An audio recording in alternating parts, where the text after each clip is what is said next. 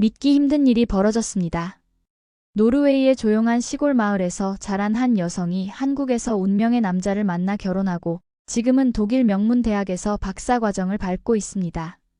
전 세계가 놀라는 이 놀라운 변화의 중심에 대한민국이 있었습니다. 도대체 한국에서 무슨 일이 일어났을까요? 그 전에 잠깐 좋아요와 구독 버튼을 눌러주세요.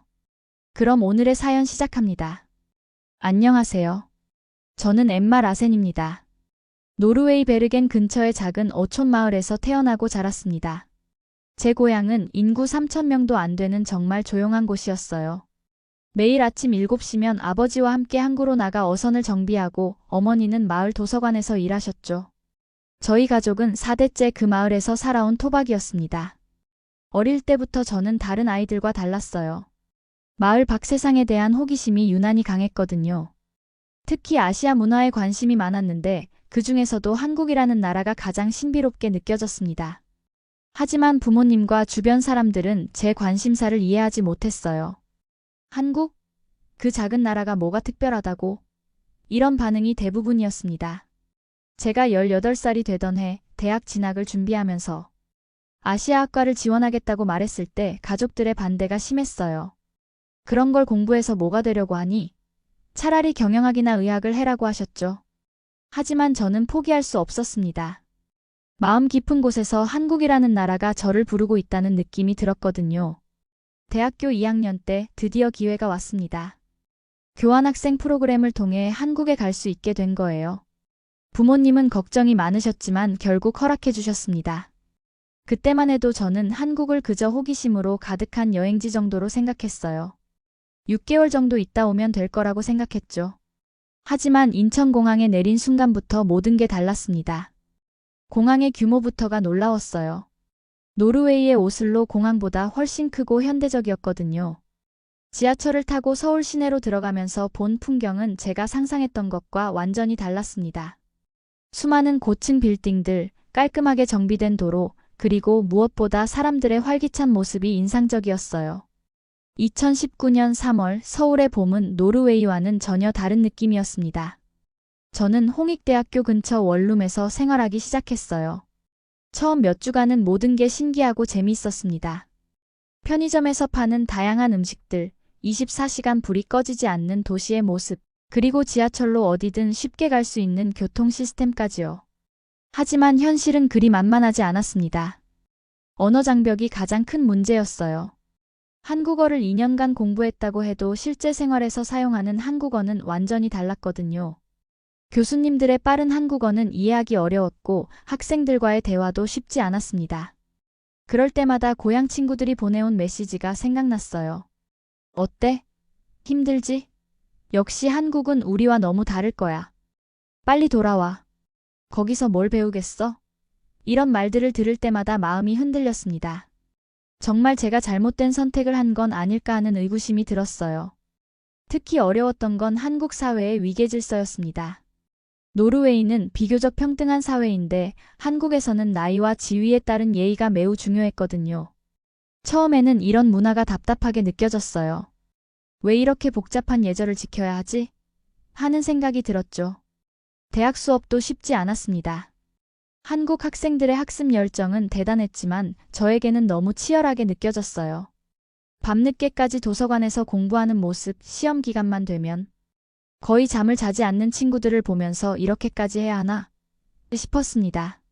그러던 어느 날 심한 감기에 걸려서 혼자 아파트에서 끙끙 앓고 있을 때였어요. 같은 과 선배 중 한 분이 제 소식을 듣고 직접 찾아와 주셨습니다. 죽이며 약까지 사다 주면서 괜찮으세요?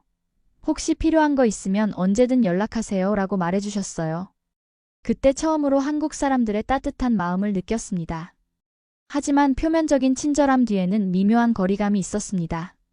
저는 외국인이었고 아무리 한국어를 열심히 공부해도 완전히 이해받기는 어려웠어요. 특히 같은 교환학생들 중에는 한국을 노골적으로 무시하는 친구들이 있었습니다. 독일에서 온 마르쿠스라는 친구는 특히 심했어요. 한국은 아직도 개발도상국이야. 의료 시스템도 우리보다 뒤떨어지고 사회제도도 낙후되어 있어. 여기서 뭘 배우겠다고 왔는지 모르겠네. 차라리 일본이나 중국이 나을 텐데. 이런 말들을 서슴없이 했거든요. 처음에는 그런 말들에 반박하려 했지만 사실 저도 확신이 없었어요. 정말로 한국이 선진국 수준인지 제가 여기서 의미 있는 경험을 할 수 있을지 의문이 들기 시작했습니다. 특히 의료 시스템에 대한 불안감이 컸어요. 만약 큰 병에 걸리거나 사고가 나면 어떻게 하지? 하는 걱정이 늘 머릿속에 있었습니다. 주변 한국 친구들도 저의 이런 불안감을 눈치챈 것 같았어요. 엠마 씨, 한국 생활이 어떠세요? 힘들지 않아요? 하고 조심스럽게 물어보곤 했습니다. 그런 질문을 받을 때마다 아니에요. 괜찮아요. 라고 대답했지만 마음 한구석에는 여전히 의구심이 자리 잡고 있었죠. 그러던 중 결정적인 사건이 일어났습니다. 어느 날 밤 갑작스러운 복통으로 응급실에 실려가게 된 거예요. 맹장염 의심 증상이었는데 그때의 공포감과 불안감은 지금도 생생히 기억납니다. 한국 병원에서 제대로 치료받을 수 있을까? 의사소통은 잘 될까? 온갖 걱정이 머릿속을 스쳐 지나갔어요. 2019년 5월 15일 밤 11시경 제 인생을 바꾼 그날이었습니다. 갑작스러운 심한 복통으로 쓰러진 저를 발견한 건 같은 과 선배인 김민준 씨였어요. 그분은 마침 과제 때문에 늦게까지 학교에 있다가 제가 쓰러진 것을 보고 즉시 119에 신고해 주셨습니다. 응급차 안에서 의식이 흐릿했던 저에게 민준 씨는 계속 괜찮아요. 곧 병원에 도착해요. 걱정하지 마세요. 라고 말해주셨어요. 그 순간 저는 이상한 안정감을 느꼈습니다. 낯선 나라에서 혼자 있던 제가 누군가의 보살핌을 받고 있다는 사실이 고마웠어요. 병원에 도착하자마자 의료진들의 신속한 대응에 놀랐습니다. CT 촬영, 혈액검사, 각종 정밀검사가 30분 만에 모두 끝났어요. 노르웨이에서라면 최소 몇 시간은 기다려야 했을 텐데 말이죠. 다행히 맹장염은 아니었고 심한 장염이라는 진단을 받았습니다. 하지만 더 놀라운 건 그 다음이었어요. 민준 씨는 제가 입원해 있는 동안 매일 병문안을 와주셨습니다. 죽을 끓여서 가져다 주시고 필요한 물건들을 챙겨다 주시고 심지어 부모님께 안부 전화까지 드리도록 도와주셨어요. 저는 그때까지 그분과 그렇게 친하지도 않았는데 말이에요. 왜 이렇게까지 해주세요? 하고 물어봤을 때 민준 씨가 하신 말씀이 아직도 가슴에 남아 있습니다. 외국에서 혼자 아프면 얼마나 무섭고 외로우시겠어요. 제가 외국에 나가게 되면 누군가 저에게도 이렇게 해줬으면 좋겠어요. 그 순간 저는 한국 사람들의 진짜 마음을 엿본 것 같았습니다. 퇴원하는 날 민준 씨는 제게 작은 화분 하나를 선물해 주셨어요. 혼자 지내시느라 외로우실 텐데 이 화초라도 키우시면서 마음의 위안을 삼으세요 라고 하시더라고요. 그 말을 듣는 순간 눈물이 핑 돌았습니다. 이렇게 세심하고 따뜻한 배려를 받아본 게 언제였나 싶었거든요. 병원에서 퇴원한 후 저는 완전히 혼란스러웠습니다. 지금까지 가져왔던 한국에 대한 선입견들이 하나둘씩 무너지기 시작했어요. 의료 시스템은 생각보다 훨씬 선진적이었고 사람들의 배려는 상상 이상이었습니다. 하지만 동시에 죄책감도 들었어요. 그동안 제가 한국과 한국 사람들을 얼마나 무시했는지 깨닫게 된 거죠. 마르쿠스와 함께 한국은 아직 개발도상국이야 라며 비웃었던 제 자신이 부끄러웠습니다.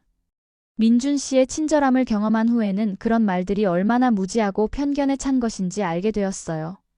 고향 친구들에게 병원 경험을 얘기했더니 반응이 의외였습니다. 정말?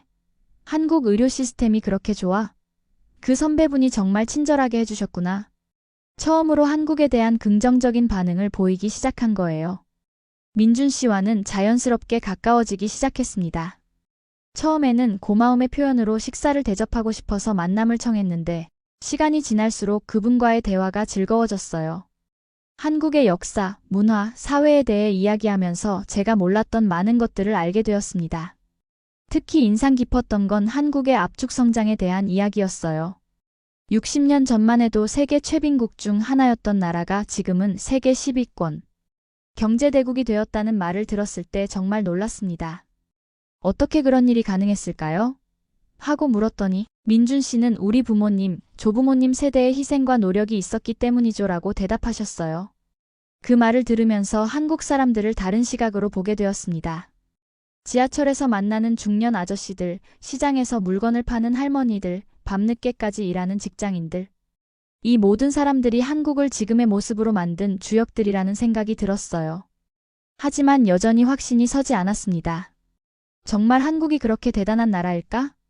아니면 제가 너무 감정적으로 생각하는 건 아닐까? 이런 의문들이 계속 머릿속을 맴돌았거든요.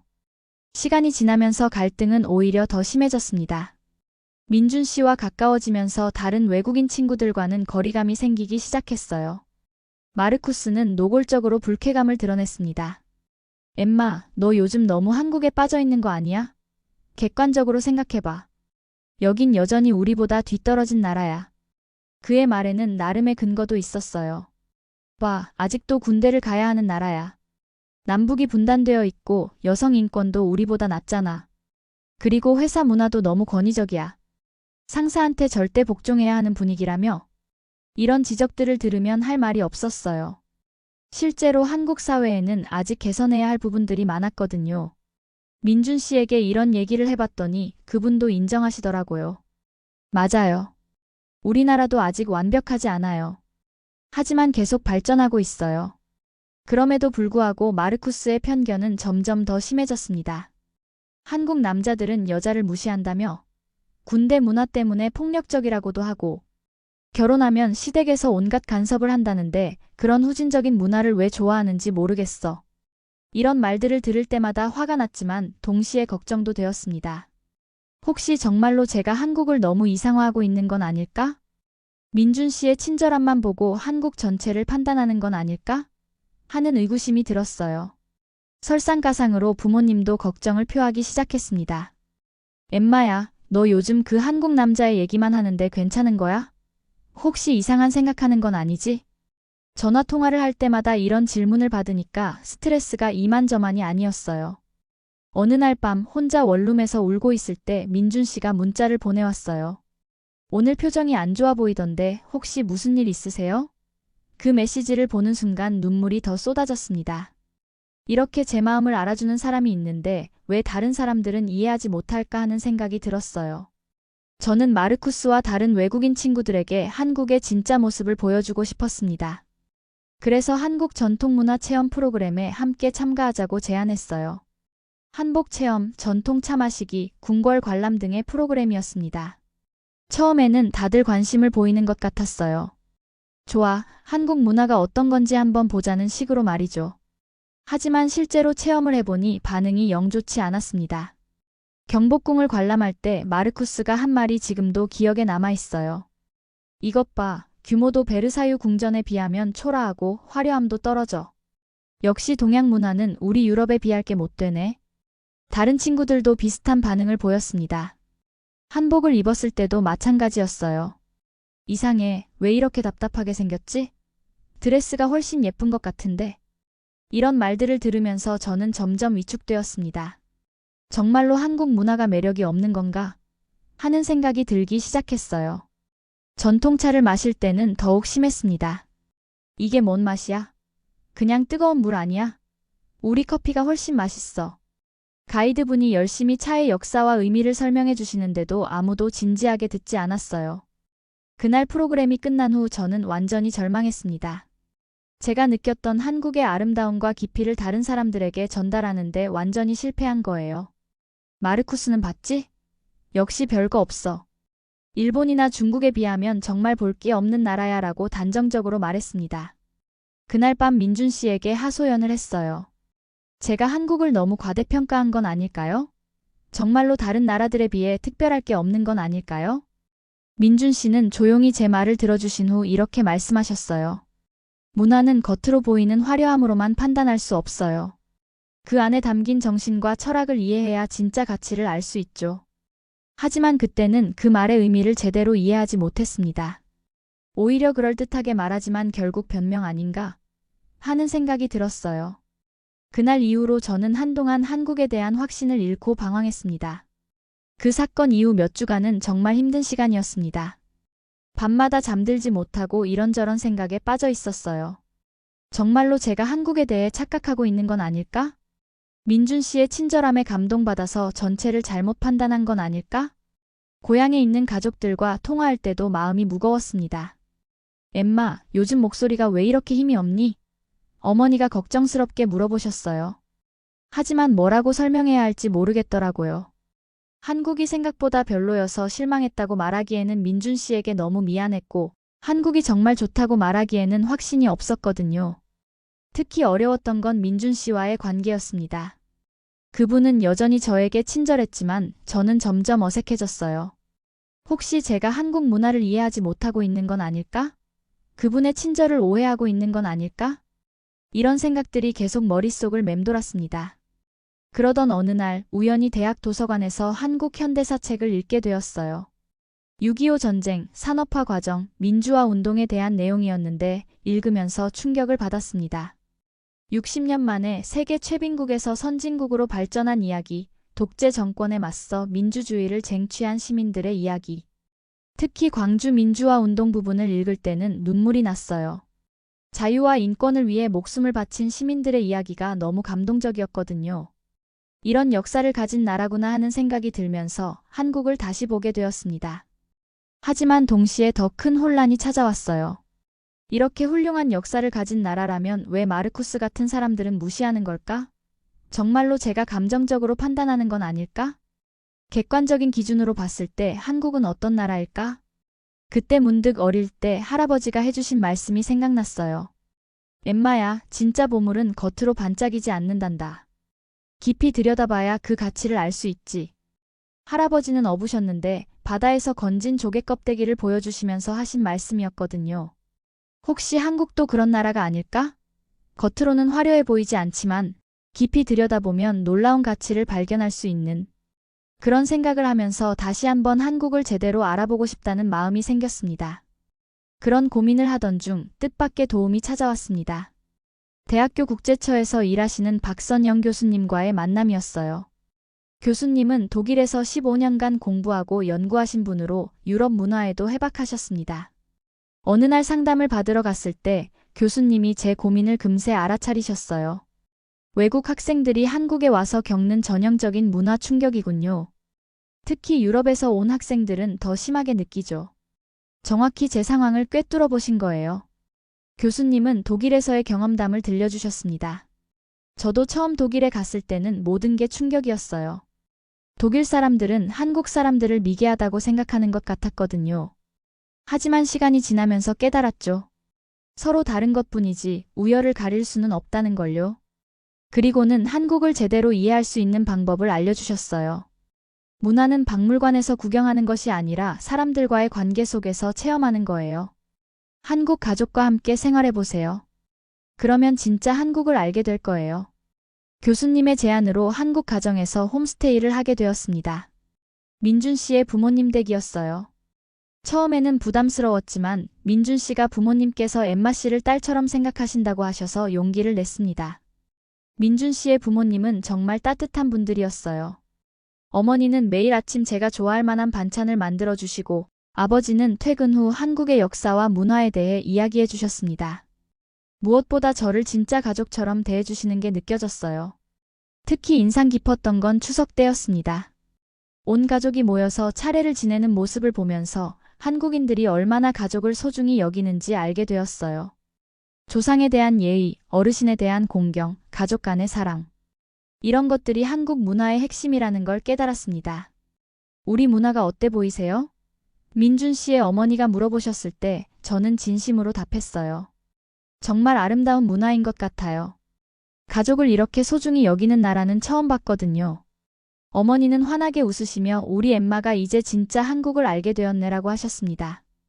홈스테이를 하면서 저는 완전히 다른 한국을 발견했습니다. 예전에 답답하다고 생각했던 예절 문화도 사실은 서로를 배려하는 마음에서 나온 것이었고, 복잡해 보였던 인간관계도 서로를 진심으로 아끼는 따뜻함이 바탕이 되어 있었어요. 이런 경험을 바탕으로 저는 새로운 계획을 세웠습니다. 마르쿠스를 비롯한 다른 외국인 친구들에게 진짜 한국을 보여주겠다는 계획이었어요.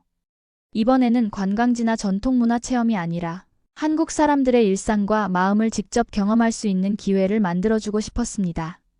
먼저 민준 씨의 부모님께 도움을 청했어요. 혹시 외국인 친구들을 집에 초대해서 함께 식사할 수 있을까요? 부모님은 흔쾌히 승낙해 주셨습니다. 물론이지요. 우리 아이들 친구들인데 당연히 환영해야죠. 다음으로 대학교 국제처에 연락해서 진짜 한국 체험 프로그램을 제안했어요. 관광지 구경이 아니라 한국 가정 방문, 시장 보기, 동네 맛집 탐방 같은 일상적인 체험을 할 수 있는 프로그램 말이에요. 박선영 교수님도 적극적으로 지원해 주셨습니다. 또한 한국어 실력도 더 늘려야겠다고 생각했어요. 지금까지는 기본적인 의사소통 정도만 가능했는데 한국 사람들의 진짜 마음을 이해하려면 더 깊은 대화가 필요했거든요. 매일 2시간씩 한국어 공부에 투자하기로 했습니다. 민준 씨도 제 계획에 적극적으로 도와주겠다고 하셨어요. 엠마 씨가 한국을 진짜 좋아해 주시니까 저도 기뻐요. 다른 외국인 친구들도 한국의 진짜 모습을 알게 됐으면 좋겠어요. 그분의 따뜻한 마음이 느껴져서 더욱 용기가 났습니다. 계획을 세우면서 한 가지 더 깨달은 게 있어요. 제가 한국을 좋아하게 된 건 단순히 문화나 음식 때문이 아니라 한국 사람들의 마음 때문이었다는 것이었어요. 어려울 때 도와주고 외로울 때 함께해주고 진심으로 아껴주는 그 마음이 저를 감동시켰던 거죠. 이번에는 꼭 성공시키고 싶어요. 마음속으로 다짐하며 준비를 시작했습니다. 한국의 진짜 아름다움을 다른 사람들에게도 보여주고 싶었거든요. 드디어 진짜 한국 체험 프로그램을 시작하는 날이 왔습니다. 마르쿠스를 포함해 5명의 외국인 친구들이 참가했어요. 이번에는 민준 씨의 집에서 함께 저녁 식사를 하는 것부터 시작했습니다. 민준 씨의 어머니는 정성스럽게 한상 가득 음식을 준비해 주셨어요. 김치찌개, 불고기, 잡채, 각종 반찬들. 집에서 직접 만든 음식의 맛은 정말 특별했습니다. 친구들도 와, 이거 정말 맛있다며 놀라워했어요. 하지만 더 놀라운 건 어머니의 마음이었습니다. 마르쿠스가 김치를 못 먹는다고 하자 괜찮아요. 억지로 드시지 마세요 라고 하시면서 따로 순한 음식을 더 준비해 주셨거든요. 그리고 한 명 한 명에게 잘 드세요. 부족하면 더 가져다 드릴게요 라며 세심하게 챙겨주셨어요. 식사 후에는 아버지가 한국의 역사에 대해 이야기해 주셨습니다. 하지만 이번에는 자랑스러운 내용만 말씀하신 게 아니었어요. 우리나라도 아직 부족한 점이 많아요. 하지만 계속 발전하려고 노력하고 있죠 라고 솔직하게 말씀해 주셨어요. 마르쿠스가 한국이 이렇게 빨리 발전할 수 있었던 비결이 뭔가요? 라고 물어봤을 때 아버지의 대답이 인상적이었어요. 교육에 대한 열정과 가족을 위한 희생 정신이에요. 부모들이 자식들을 위해서라면 무엇이든 감수했거든요. 그날 저녁 친구들의 반응이 확실히 달랐습니다. 생각보다 한국 사람들이 정말 따뜻하네. 집에서 만든 음식이 이렇게 맛있을 줄 몰랐어. 한국 가족의 정이 정말 특별한 것 같아. 이런 긍정적인 반응들을 보면서 저는 희망을 품기 시작했어요. 다음 주에는 전통시장에 함께 갔습니다. 민준 씨가 가이드 역할을 해주셨는데 시장 상인분들의 인정 넘치는 모습에 친구들이 또 한 번 놀랐어요. 시식도 많이 주시고 외국에서 왔다고 하면 더 친절하게 대해주시고 특히 한 할머니가 마르쿠스에게 어디서 왔어요? 독일? 아이고 멀리서 왔네. 이것도 먹어봐라며 호떡을 하나 더 주시는 모습을 보고 마르쿠스의 표정이 완전히 달라졌어요. 이런 걸 정이라고 하는 거구나라고 중얼거리더라고요.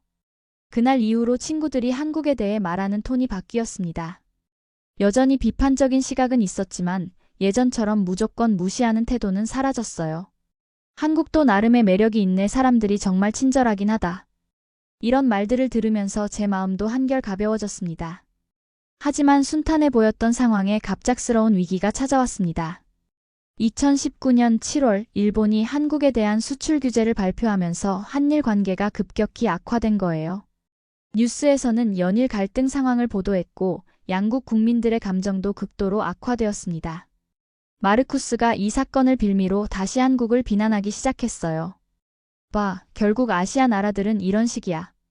과거사 때문에 계속 싸우잖아. 경제적으로도 일본에 의존하고 있으면서 무슨 자존심을 부리는 거야? 더 심각한 건 다른 친구들도 흔들리기 시작했다는 거예요. 엠마, 한국이 정말 선진국이 맞아? 이런 식으로 외교 갈등을 처리하는 게 성숙한 나라가 하는 일이야? 이런 질문들을 받으면서 저도 혼란스러워졌습니다. 설상가상으로 노르웨이에 있는 부모님도 걱정을 표하기 시작했어요. 엠마야, 뉴스 봤니? 한국이 지금 일본이랑 무역 전쟁 중이래. 거기 있으면 위험한 거 아니야? 어머니의 걱정 어린 목소리를 들으면서 저는 더욱 답답했습니다. 민준 씨에게 이런 상황에 대해 물어봤더니 그분도 착잡한 표를 지으셨어요. 사실 저희도 이런 상황이 안타까워요. 하지만 역사에 아픈 상처가 있어서 쉽게 해결되지 않는 문제예요. 그분의 말에서도 고민이 느껴졌습니다. 가장 힘든 건 제 자신의 정체성에 대한 혼란이었어요. 저는 누구 편에 서야 하는 걸까? 한국을 좋아한다고 해서 일본을 싫어해야 하는 건가? 아니면 객관적인 제3자 입장을 유지해야 하는 건가? 이런 고민들이 쌓이다 보니 스트레스가 극에 달했습니다. 밤잠을 제대로 이루지 못했고 식욕도 없어졌어요. 한국에서의 행복했던 시간들이 모두 착각이었던 건 아닐까? 제가 너무 순진하게 생각한 건 아닐까? 이런 의문들이 끊임없이 머릿속을 맴돌았습니다. 그러던 어느 날 마르쿠스가 결정적인 한마디를 했어요. 엠마, 이제 현실을 직시해야 하는 거 아니야? 한국은 결국 감정적이고 후진적인 나라야. 네가 좋아하는 그 오빠도 결국 편견에 가득 찬 한국 남자일 뿐이야. 그 말을 듣는 순간 머릿속이 하얘졌습니다. 정말로 제가 모든 걸 잘못 판단한 건 아닐까? 한국에 대한 제 감정들이 모두 착각이었던 건 아닐까? 그날 밤 저는 아무도 모르게 혼자 많이 울었습니다. 위기의 순간에 예상치 못한 일이 일어났습니다. 한일 갈등이 심화되면서 한국에서 일본 제품 불매 운동이 벌어졌는데 민준 씨의 가족과 주변 사람들의 반응을 직접 보게 된 거예요. 처음에는 저도 역시 감정적으로 대응하는구나라고 생각했습니다. 하지만 자세히 관찰해보니 전혀 달랐어요. 불매 운동에 참여하는 사람들의 마음에는 분노만 있는 게 아니라 깊은 슬픔과 아픔이 담겨 있었습니다. 민준 씨의 할아버지를 뵐 기회가 있었는데 그분이 들려주신 이야기에 충격을 받았어요. 나는 일제강점기에 태어났어. 우리 아버지는 강제징용으로 끌려가셨고 어머니는 고생고생하며 나를 키우셨지. 단순한 역사가 아니라 실제로 겪으신 고통의 기억이었습니다. 그런데 일본 정부는 아직도 제대로 사과하지 않아. 오히려 경제 제재로 우리를 압박하고 있어. 할아버지의 목소리에는 분노보다는 깊은 상처가 배어 있었어요. 우리가 일본을 미워하는 게 아니야. 다만 정의로운 해결을 원할 뿐이지. 그 순간 저는 깨달았습니다. 한국 사람들의 반응이 단순한 감정적 대응이 아니라 역사적 정의에 대한 요구라는 것을요. 마치 제가 노르웨이 역사를 왜곡하는 나라가 있다면 분노할 것과 같은 마음이었죠. 또한 불매운동 과정에서도 한국 사람들의 성숙함을 발견했습니다. 일본 관광객들에게는 여전히 친절했고 일본 문화 자체를 부정하지도 않았어요.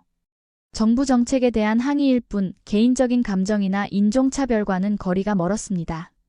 이런 모습들을 보면서 저는 결심했습니다. 마르쿠스와 다른 친구들에게 진실을 전해야겠다고요. 편견과 오해에 기반한 비판을 더 이상 받아들일 수 없었습니다. 마르쿠스, 우리 진지하게 얘기해보자. 저는 용기를 내어 그에게 말했어요. 네가 한국에 대해 하는 말들은 대부분 사실이 아니야. 제대로 알지도 못하면서 판단하는 거야. 마르쿠스는 비웃으며 대답했습니다. 뭘 안다고 그래? 너는 그냥 한국 남자에게 빠져서 객관적 판단력을 잃은 거야. 그때 저는 지금까지 경험한 모든 것들을 차근차근 설명해 주었어요. 한국의 의료 시스템, 사람들의 따뜻함, 가족 문화의 아름다움, 그리고 역사적 아픔까지. 3시간 넘게 이야기했습니다. 처음에는 듣지 않으려던 마르쿠스도 점점 진지해졌어요. 특히 제가 직접 경험한 구체적인 사례들을 들려줄 때는 할 말을 잃는 것 같았습니다. 정말 그런 일들이 있었어? 하고 조용히 물어보더라고요. 그 대화 이후 마르쿠스의 태도가 완전히 바뀌었습니다. 엠마, 미안해. 내가 너무 편견에 사로잡혀 있었나 봐. 한국에 대해 제대로 알아보고 싶어. 그의 진심 어린 사과를 듣는 순간 가슴이 벅찼습니다. 마르쿠스뿐만 아니라 다른 친구들도 변화하기 시작했어요. 이제는 한국 뉴스를 볼 때도 왜 그럴까? 라고 맥락을 이해하려고 노력했고 한국 문화에 대해서도 더 깊이 알고 싶어 했습니다. 가장 감동적이었던 건 마르쿠스가 직접 민준 씨에게 사과한 일이었어요. 제가 한국과 한국 사람들에 대해 무례한 말들을 많이 했는데 정말 죄송합니다. 제대로 알지도 못하면서 함부로 판단했네요. 민준 씨는 괜찮습니다. 서로 다른 문화를 이해하는 건 쉽지 않으니까요 라며 너그럽게 받아주셨어요. 그 후 몇 달 동안 정말 많은 변화가 일어났습니다. 마르쿠스는 한국어 공부를 시작했고 다른 친구들도 한국 문화 동아리에 참여하기 시작했어요. 무엇보다 한국에 대한 편견이 사라지면서 진정한 교류가 시작되었습니다. 2019년 12월 한 학기를 마치고 노르웨이로 돌아가기 전에 작별 파티를 열었어요. 민준 씨의 가족들, 새로 사귄 한국 친구들, 그리고 마르쿠스를 비롯한 외국인 친구들이 모두 참석했습니다. 그 자리에서 마르쿠스가 한국어로 인사말을 준비해 온 건 정말 놀라웠어요. 발음이 서툴렀지만 한국에서 정말 많은 걸 배웠습니다. 특히 가족의 소중함과 서로를 배려하는 마음을 알게 되었어요. 라고 진심을 담아 말했습니다. 민준 씨의 어머니는 눈물을 글썽이시며 우리 아이들이 이렇게 멋지게 친구가 된 걸 보니 정말 기쁘네요. 라고 하셨어요. 그 순간 저는 제가 해낸 일이 얼마나 의미 있는 것인지 깨달았습니다. 하지만 가장 큰 성공은 제 자신의 변화였어요. 한국에 와서 겪었던 모든 혼란과 갈등들이 결국 저를 더 성숙한 사람으로 만들어 주었거든요.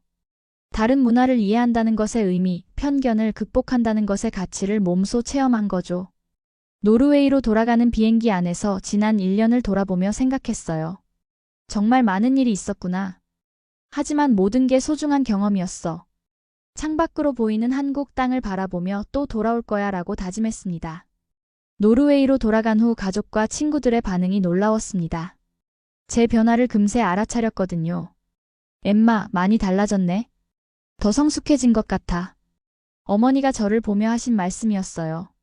가장 큰 변화는 제 가치관이었습니다. 예전에는 개인주의적 사고방식이 강했는데 한국에서 경험한 가족, 문화와 공동체 정신이 저에게 깊은 영향을 미쳤어요. 가족과 보내는 시간을 더 소중히 여기게 되었고 다른 사람들에게도 더 따뜻하게 대하게 되었습니다. 노르웨이 대학교로 복학한 후에도 한국과의 인연은 계속되었어요. 민준 씨와는 매일 연락을 주고받았고 한국에서 만난 친구들과도 꾸준히 소통했습니다. 특히 마르쿠스는 독일로 돌아간 후에도 한국어 공부를 계속했고 저에게 한국 문화에 대해 자주 질문했어요. 대학교에서 아시아학 수업을 들을 때도 확실히 달랐습니다. 교수님들도 제 변화를 알아차리셨어요. 엠마, 한국에서 정말 많이 배워온 것 같네요. 발표 내용이 훨씬 깊어졌어요. 실제 경험에 바탕한 지식은 책으로만 배운 것과는 차원이 달랐거든요. 친구들에게도 한국 이야기를 자주 했는데 반응이 매우 긍정적이었어요. 정말? 한국이 그런 나라구나. 나도 한번 가보고 싶어져. 예전에는 한국에 대해 관심이 없던 친구들이 이제는 적극적으로 궁금해하기 시작했습니다. 특히 한국의 의료 시스템과 교육 제도에 대한 이야기를 할 때 놀라워했어요. 정말 응급실에서 30분 만에 모든 검사가 끝났다고, 대학 등록금이 우리보다 훨씬 저렴하다고, 이런 구체적인 사실들을 알려주면서 한국에 대한 인식 개선에 기여할 수 있었습니다. 하지만 가장 의미 있었던 건 부모님의 변화였어요. 처음에는 한국 남자와 연락하는 것에 대해 걱정을 많이 하셨는데 점점 이해해 주시기 시작했거든요. 민준이라는 친구가 정말 좋은 사람인 것 같네라고 말씀해 주실 때는 정말 기뻤습니다. 노르웨이에서 한국어가 개설을 위한 서명 운동이 있었을 때 저는 적극적으로 참여했어요. 그리고 제 경험담을 바탕으로 한국어 학습의 필요성을 설명하는 글을 학교 신문에 기고했습니다. 한국은 더 이상 먼 나라가 아니다라는 제목의 글이었는데 많은 학생들의 공감을 얻었어요. 그 결과 실제로 한국어 강좌가 개설되었고 첫 수업에 30명 넘는 학생들이 참여했습니다. 제가 한국에서 배운 것들을 다른 사람들과 나눌 수 있어서 정말 보람찼어요. 시간이 흐르면서 제 이야기는 더 많은 사람들에게 전해졌습니다. 노르웨이 대학교에서 주최한 문화교류 경험 발표회에 참가해서 한국에서의 경험을 발표했는데 200명이 넘는 청중이 참석했어요. 발표 제목은 편견을 넘어 진실을 발견하기까지였습니다. 제가 처음 한국에 대해 가졌던 선입견부터 시작해서 실제 경험을 통해 깨달은 한국의 진정한 모습까지 솔직하게 들려드렸어요. 특히 한국의 압축 성장 이야기를 할 때 청중들의 반응이 뜨거웠습니다. 60년 만에 세계 최빈국에서 선진국으로 발전한 나라, 전 세계가 주목하는 IT 강국, K-팝과 한국 드라마로 전 세계를 사로잡은 문화 강국 이런 내용들을 들으면서 많은 사람들이 놀라워했어요. 하지만 제가 가장 강조한 건 한국 사람들의 마음이었습니다. 한국의 진정한 힘은 기술이나 경제가 아니라 사람들의 따뜻한 마음입니다. 어려운 사람을 도와주고 가족을 소중히 여기고 함께 성장하려는 공동체 정신이 한국을 지금의 모습으로 만들었어요. 발표가 끝난 후 많은 학생들이 질문을 했습니다. 한국 남자친구는 어떤 사람인가요? 한국 가족 문화가 정말 그렇게 따뜻한가요? 한국어 배우기 어렵지 않나요? 모든 질문에 최대한 자세히 답변해드렸어요. 그 중에서도 가장 인상 깊었던 질문은 왜 한국을 선택하셨나요? 였어요. 저는 이렇게 답했습니다. 선택한 게 아니라 운명이었던 것 같아요. 한국이라는 나라와 한국 사람들이 제게 새로운 세상을 보여주었거든요. 발표 이후 노르웨이 현지 언론에서도 관심을 보였어요. 지역 신문에서 인터뷰 요청이 와서 제 이야기를 기사로 내보냈습니다.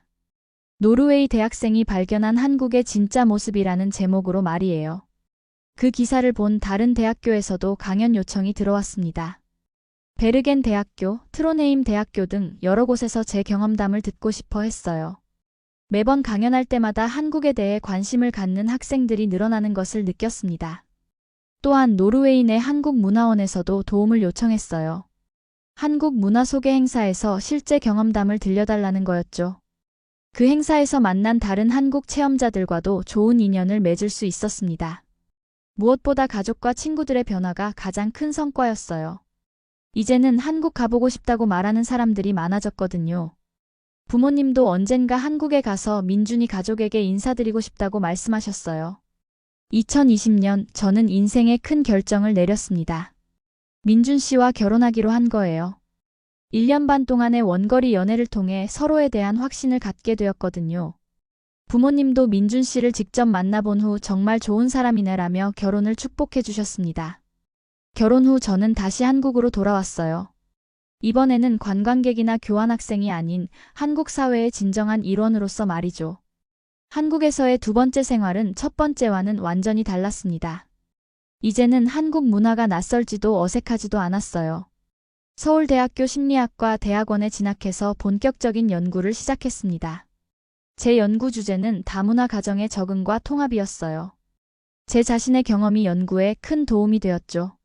이론만으로는 알 수 없는 실제적인 어려움과 극복 과정을 생생하게 분석할 수 있었거든요. 연구 과정에서 많은 다문화 가정을 만났는데 저와 비슷한 경험을 한 분들이 많았어요. 처음에는 한국이 낯설고 어려웠지만 시간이 지나면서 정말 좋은 나라라는 걸 알게 되었다는 이야기들을 들으면서 제 경험이 특별한 게 아니라는 걸 깨달았습니다. 하지만 동시에 아직도 편견과 오해로 어려움을 겪는 외국인들도 많다는 것도 알게 되었어요. 그래서 제가 할 수 있는 일이 무엇인지 고민하기 시작했습니다. 학술 연구도 중요하지만 실제로 사람들의 인식을 바꾸는 일도 필요하다고 생각했거든요. 2021년에는 독일 민헨 대학교에서 박사과정을 시작했습니다. 연구 주제는 동서양 문화교류와 상호 이해 증진이었어요. 한국에서의 경험과 노르웨이에서의 경험을 학문적으로 정리하고 싶었거든요. 독일에서 공부하면서도 한국과의 연결고리는 계속 유지했어요. 민준 씨와는 매주 화상통화를 했고 한국 음식을 직접 만들어 먹으며 한국 문화를 독일 친구들에게 소개하기도 했습니다. 독일 대학에서도 제 이야기에 많은 관심을 보였어요. 노르웨이 출신이 한국 남자와 결혼해서 독일에서 박사과정을 밟고 있다는 게 특이한 케이스였거든요. 교수님들도 제 연구에 큰 기대를 걸었습니다. 지금 돌이켜보면 한국에서의 경험이 제 인생을 완전히 바꿔놓았어요. 단순히 다른 나라 문화를 체험한 게 아니라 세상을 보는 관점 자체가 달라진 거죠. 편견 없이 열린 마음으로 다른 문화를 받아들이는 것, 표면적인 모습이 아닌 본질을 보려고 노력하는 것, 이런 것들이 제게는 평생의 자산이 되었습니다. 이제 2024년 독일에서 박사과정을 마무리하고 있는 저를 되돌아보면 정말 많은 감정이 스쳐 지나갑니다.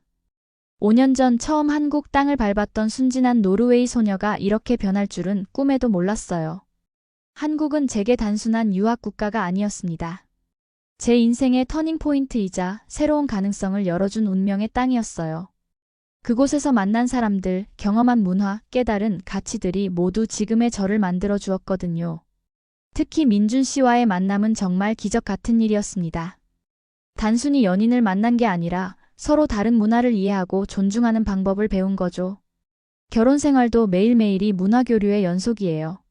서로의 차이점을 인정하면서도 공통점을 찾아가는 과정이 정말 소중합니다. 독일에서 공부하면서도 한국의 소중함을 더욱 깊이 깨닫게 되었어요.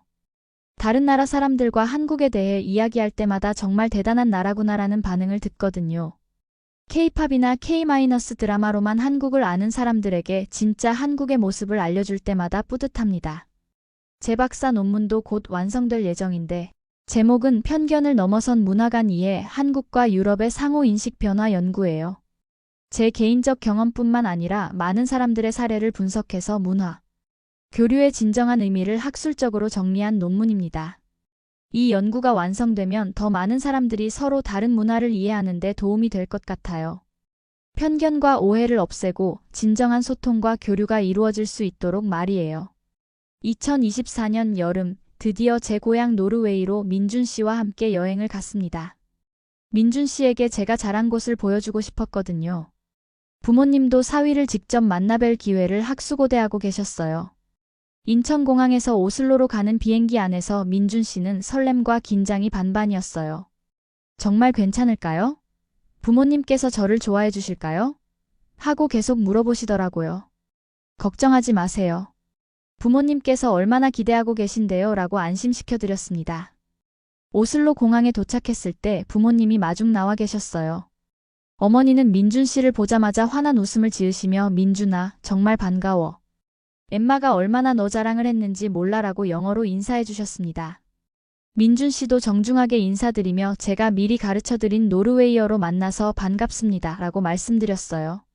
고향 마을로 가는 길에 민준 씨는 노르웨이의 풍경에 완전히 매료되었습니다. 와, 정말 아름답네요. 산과 바다가 이렇게 조화롭게 어우러진 곳은 처음 봐요.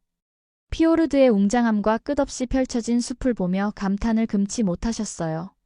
부모님도 민준 씨의 진실한 마음을 금세 알아차리셨습니다. 저녁 식사 때 아버지가 민준, 엠마를 정말 사랑하는구나.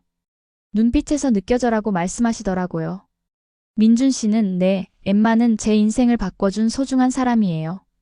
평생 행복하게 해드리겠습니다. 라고 진심을 담아 대답하셨습니다. 며칠 후 우리는 북부 노르웨이의 트롬세로 향했습니다. 오로라를 보러 가는 거였어요. 민준 씨는 오로라를 한 번도 본 적이 없어서 정말 기대가 큰 상태였습니다. 정말 하늘에서 초록빛 커튼이 춤춘다는 게 믿어져요? 하고 신기해하시더라고요. 트롬스에 도착한 첫날 밤, 날씨가 맑아서 오로라 관측의 최적의 조건이었어요.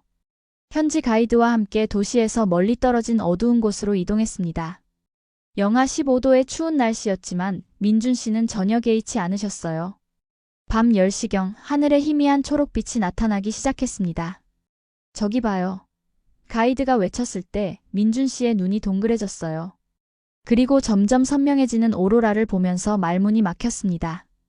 세상에, 이런 게 정말 존재하는구나. 감탄사를 연발하시더라고요. 오로라가 절정에 달했을 때 하늘 전체가 초록과 보라빛으로 물들었어요. 마치 천사들이 하늘에서 춤을 추는 것 같았습니다. 민준 씨는 제 손을 꼭 잡고 엠마, 고마워요. 이런 아름다운 걸 보여줘서 평생 잊지 못할 거예요 라고 말씀하셨어요. 그 순간 저는 깨달았습니다. 제가 한국에서 경험했던 감동을 민준 씨도 노르웨이에서 똑같이 느끼고 계시는구나. 서로 다른 문화에서 자란 우리가 각자의 아름다움을 나누며 더 풍요로워지는구나. 오로라를 본 후 며칠간 우리는 노르웨이의 다양한 문화를 체험했습니다. 민준 씨는 특히 노르웨이의 프리루프츠리브 문화에 깊은 인상을 받으셨어요. 날씨에 상관없이 자연에서 시간을 보내는 게 정말 특별하네요 라고 하시더라고요.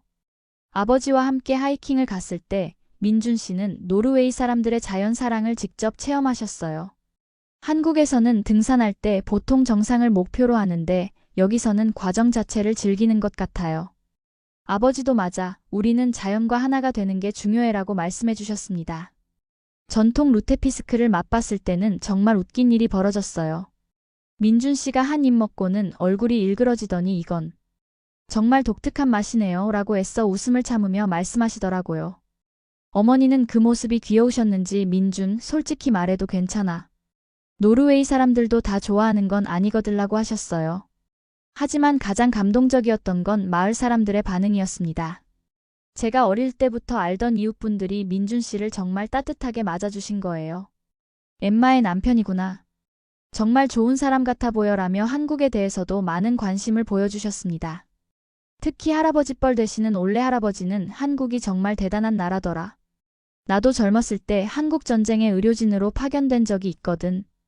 그때 본 한국 사람들의 강인함이 아직도 기억에 남아라고 말씀해 주셨어요. 민준 씨는 깊이 고개를 숙여 그때 도와주신 모든 분들께 정말 감사합니다 라고 인사드렸습니다. 마을 도서관에서 한국 문화 소개 시간을 가졌는데 예상보다 많은 분들이 참석해 주셨어요. 민준 씨가 한국의 가족 문화, 예의, 그리고 정에 대해 설명해 드렸는데 특히 노인분들이 깊은 관심을 보이셨습니다. 한국에서는 어른을 공경하는 문화가 아직도 살아있다는 말씀에 한 할머니가 요즘 젊은이들이 배워야 할 게 많겠구나라고 감탄하셨어요. 민준 씨는 하지만 노르웨이의 개인을 존중하는 문화도 정말 배울 점이 많아요 라고 겸손하게 답변하셨습니다. 여행을 마치고 독일로 돌아가는 날 부모님께서 민준 씨에게 특별한 선물을 주셨어요. 할아버지께서 직접 만드신 나무 조각상이었어요. 이건 바이킹의 수호신이야. 엠마와 행복하게 살라는 의미로 드리는 거야 라고 말씀해 주셨습니다. 민준 씨는 그 선물을 받고 눈물을 글썽이셨어요. 정말 감사합니다. 이 선물처럼 두 나라의 문화를 모두 소중히 여기며 살겠습니다. 그 순간 저는 우리의 결혼이 단순히 두 사람의 만남이 아니라 두 문화가 만나는 아름다운 여정의 시작이라는 걸 깨달았습니다. 공항에서 작별 인사를 나눌 때 어머니가 민준아, 엠마 잘 부탁해. 그리고 우리도 언젠가 한국에 가서 내 부모님께 인사드리고 싶어라고 말씀하셨어요. 아버지도 한국과 노르웨이가 더 가까워졌으면 좋겠어 라고 하셨습니다. 비행기 안에서 민준 씨가 제게 말했어요. 이번 여행으로 엠마를 더 깊이 이해하게 된 것 같아요. 그리고 문화가 다르다고 해서 마음까지 다른 건 아니라는 걸 깨달았어요. 사람을 사랑하고 가족을 소중히 여기고 서로 도우며 사는 마음은 어디나 같더라고요. 그 말을 들으면서 저는 확신했습니다. 우리의 사랑이 단순한 개인적 감정이 아니라 서로 다른 문화를 이어주는 다리 역할을 할 수 있다는 것을요. 앞으로 우리 아이들에게는 한국과 노르웨이 두 나라의 아름다운 문화를 모두 물려주고 싶습니다. 여러분께도 꼭 전하고 싶은 말씀이 있어요. 세상에는 우리가 모르는 아름다운 문화와 따뜻한 사람들이 정말 많습니다. 특히 한국은 겉으로 보이는 것보다 훨씬 깊고 아름다운 나라예요. 기회가 된다면 꼭 한번 직접 경험해 보시기 바랍니다. 단순한 관광이 아니라 진짜 한국 사람들과 교류하고 한국 문화의 진수를 체험해 보세요. 분명히 저처럼 인생이 바뀌는 경험을 하실 거예요. 마지막으로 이 긴 이야기를 끝까지 들어주신 모든 분들께 감사드립니다. 제 작은 경험담이 여러분께 조금이라도 도움이 되었기를 바라요. 만약 이 영상이 마음에 드셨다면 좋아요와 구독 버튼을 꼭 눌러주세요. 그리고 댓글로 여러분의 생각과 경험도 나눠주시면 정말 감사하겠습니다. 다음에도 더 좋은 이야기로 찾아볼게요. 감사합니다.